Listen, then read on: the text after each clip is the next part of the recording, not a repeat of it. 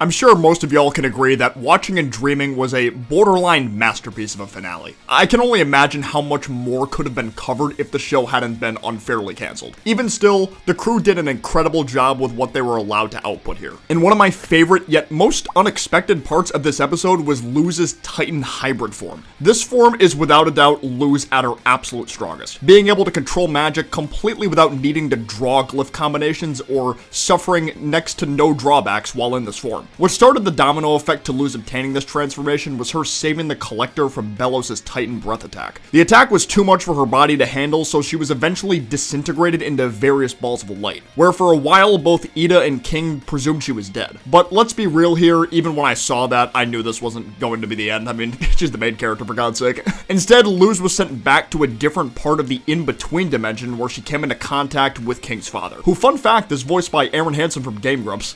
That guy's got impressive range, I'll tell you what, I did not know that was him. It wasn't really stated, but it sounds like King's dad got himself trapped in the in-between dimension with the Collector when they got into it, though it seems to have just been part of him who got trapped there, since part of him was still technically alive on the Boiling Isles with the beating heart and all. Seeing how much Luz has done for King after keeping an eye on them throughout the entire series events, as well as how crazy Belos is, King's dad decides to give Luz some of his remaining life before Belos gains full control over his corpse, so Luz will have a fighting chance against him. While this deal was being made, we can see King's dad has glyph patterns running across his hand and arm, just like Philip did in Elsewhere and Elsewhen. Upon making the deal, Luz is told the new form will only be temporary due to the merger of Belos and the Titan's corpse. Upon coming back to life, Luz gains an incredibly cool new look that I wish we got to see more of, now donning a darker witch's hat with horns, sharper fingers with light glyph symbols on each side, longer hair, black scleria, yellow irises, a snaggletooth, and a glyph symbol on her chest that looks similar in design to what was used at King's Watchtower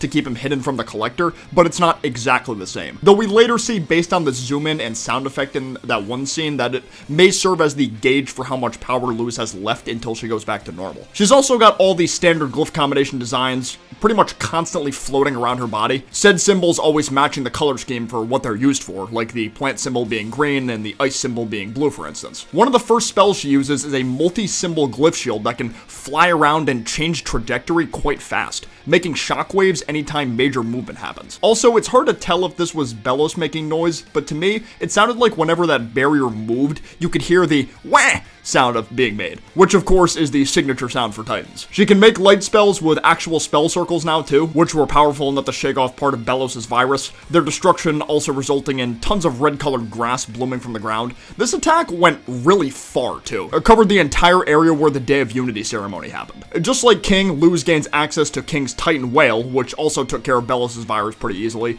just not as effective as the light spell circle though. The second one she did was actually even more insane, to be honest. The size of that explosion alone was bigger than the whole arena, and more grass was spreading way outside of its initial range. There seems to be another side effect to these powers where anything that's destroyed by them will leave behind balls of light. These powers also gave Luz enhanced physical strength via different glyph combinations rotating around her arms like Saturn's rings. With the more strength she needs, the more glyphs will spawn around her as a result. Eventually, Luz had to use this around her legs too because of how glued Belos was to that Titan heart. The ice she was standing on was beginning to crack at one point with all the force that was being used. Now, what I think is arguably the craziest thing she did was how she went about killing Belos, not even saying a word to him while she spawned boiling rain to have that melt his body away. It seems likely this was her doing because the rain stopped literally the moment after Belos was stomped out and she also wasn't getting affected. Like, the rain was just bouncing off of her and making like ding sound effects. Unless that was just her hat, but I honestly doubt it. As the form ran out, the symbol on the middle of her chest began to separate into lines that spread into her eyes, where her eyes would start to glow yellow before the remaining spirit of King's father flew out of her mouth. He flew off into the sky, never to be seen again. This would not only be the end for Titan Luz forever, but also the end of glyph magic being possible to use until further notice. The Titan's heart still beating was the only reason it was able to work all this time. Now that it no longer beats, glyph magic can't be done until King fully matures into his own powers,